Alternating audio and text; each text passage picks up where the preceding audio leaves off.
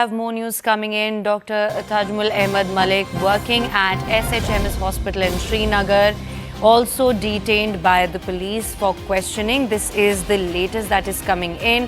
Another doctor who has been detained in relation to this incident has also now been detained in Dr. Tajamul Malik we're talking about here. Now, we have Ishan Vani live with us for more details on this. Ishan, what can you tell us?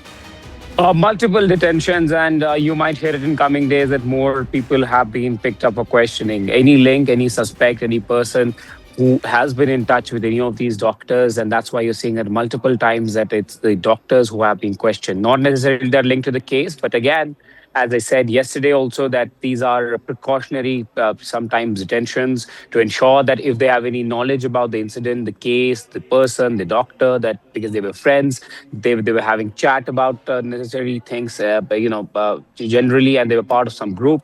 That's where the questioning will begin. Or if they had any knowledge about any of these incidents that had been planned by Dr. Tajamul, I beg your pardon, by Dr.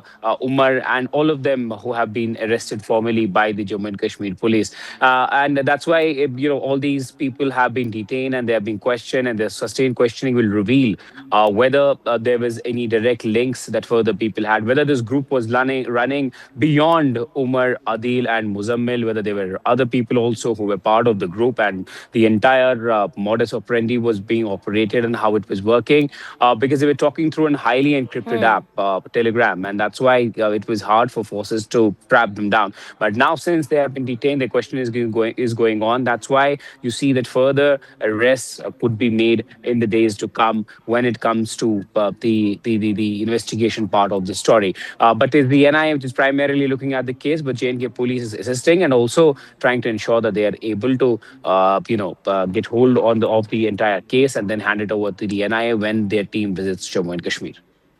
Absolutely, Ishan. There are so many questions that still remain unanswered, as Anvit had mentioned as well.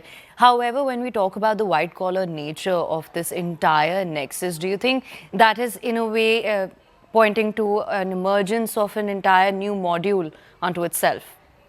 Nothing new actually, but it's big because they're doctors. They're the cream of the society, and they put in a lot of hard work to pursue their career. And certainly, there is so much indoctrination that they are, choosing a path which leads to destruction.